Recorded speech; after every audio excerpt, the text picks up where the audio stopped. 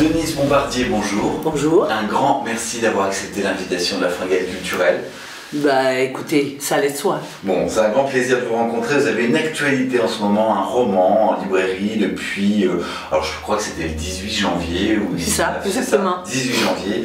Le roman s'appelle Plus folle que ça, tu meurs, aux éditions Flammarion. Et on est dans un roman où vous mettez en scène 5 femmes qui ont 60 ans. Est-ce que c'est facile d'être une femme de 60 ans à notre époque? Bah évidemment, comparé à même il y a 30 ans. Hein? Une femme à partir de 50 ans, c'est juste, on dit, c'est quasiment une vieillarde. Bon. Alors évidemment, les femmes de 60 ans d'aujourd'hui, en général, parce qu'elles ont, bon, elles ont eu souvent des carrières, Ouais. ce sont les femmes de l'égalité des sexes, et elles ont l'air beaucoup plus jeunes que leur âge.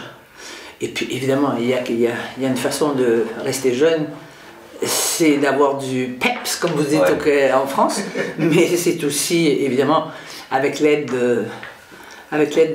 comme je les appelle, les doux médecins, mais ça pose un problème, parce que les femmes qui sont obsédées par l'âge, qui ne veulent pas vieillir, hein, et il y en a des personnages qui comme ça, hein, et ben c'est des femmes qui font une surutilisation.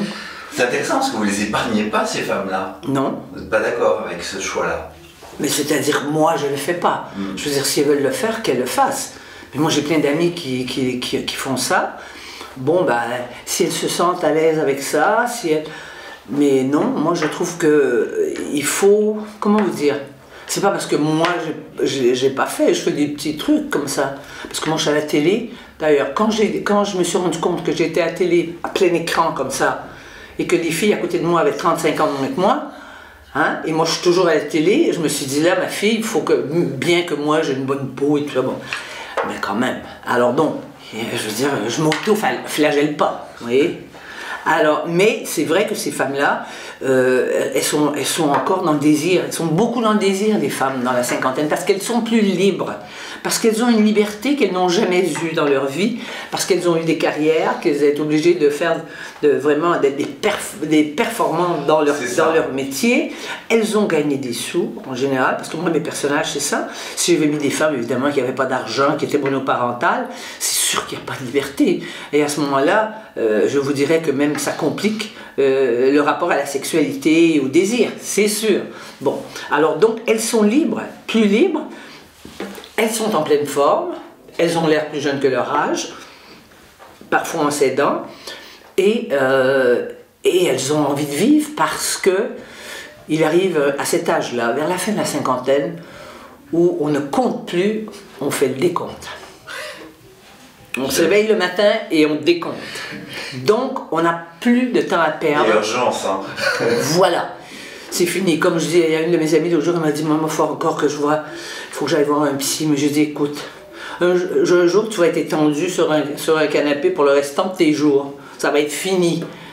Alors j'ai dit, peut-être que tu pourrais peut-être faire autre chose. Voilà. Hein? Bon. Réagir et... Oui, mais ce qui arrive pour ces femmes qui ont tout réussi, il y a une chose qu'elles ne contrôlent pas.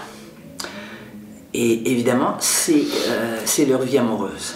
Parce qu'on ne peut pas forcer des hommes, en vertu de la Charte des droits, d'obliger les hommes à aimer les femmes parce qu'elles ont 60 ans. Bon. Alors justement, on va parler de ça, parce que dans votre roman, ces 5 femmes, ça parle d'amour, ça parle de désir, ça parle de sexualité. Oui. Elles sont très libres, comme vous l'avez dit. Comment est née l'idée d'écrire sur ce thème-là? Parce que je trouve que je vis dans un roman tous les jours entouré de femmes qui parlent comme ça. Et je sais que les dîners de femmes, parce que maintenant c'est un sport, les dîners de femmes. Et vous savez qu'il y a un certain nombre d'années, ça existait chez nous, bien sûr. Mais quand j'arrivais en France, je disais, mais on va faire, qu'est-ce que vous voulez faire? Voulez-vous qu'on fasse un dîner de filles ou juste ou avec les hommes? Elles voulaient toujours avec des hommes. Mais même en France maintenant, c'est comme ça, parce qu'il y a des femmes qui sont seules. Et pour une chose qui est plus importante que ça, c'est que quand les femmes sont entre elles, elles n'ont pas du tout le même discours. Quand les femmes ne sont pas dans la séduction, en présence d'un homme, là, d'abord, on aime beaucoup parler des hommes, ça c'est clair, même si on est une grande intellectuelle, on aime parler des hommes, de nos rapports aux hommes. On essaie de se comprendre, de se comprendre soi-même. Et moi, je suis entourée de femmes comme ça, des deux côtés de l'Atlantique. En France, c'est parce que les femmes, enfin, c'est plus enveloppé sur le plan du vocabulaire, je dirais. Mais enfin, dans les détails, les femmes sont plus impudiques que les hommes, voilà. Ouais. Je suis sûre que les hommes, et moi je me dis, les hommes ils lisent pas les livres des femmes, c'est un roman de femme, on va pas le lire. Mais un homme qui Vous veut... aimeriez? C'est-à-dire que je me dis, un homme qui pense connaître les femmes, s'il lit un roman comme ça, il va comprendre des choses qu'il ne peut même pas imaginer. Effectivement, moi je suis un homme et je l'ai lu, votre bouquin, et j'ai trouvé qu'effectivement, bon, on est souvent, je vais mieux reformuler Denise, mais ce que je veux dire, c'est que quand les femmes effectivement s'expriment dans votre roman, c'est assez brut quoi. C'est brutal. C'est effectivement impudique, c'est ouais, cru.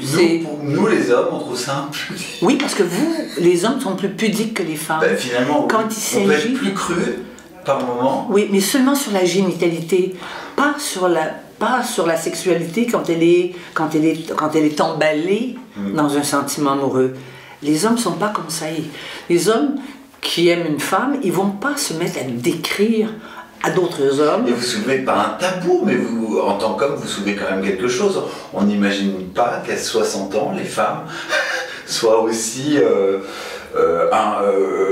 libérées dans leur sexualité, qu'elles ont tout le temps autant de désirs. On a l'impression quand on vous lit que ce sont des femmes de 20 ans. Mais elles le croient aussi.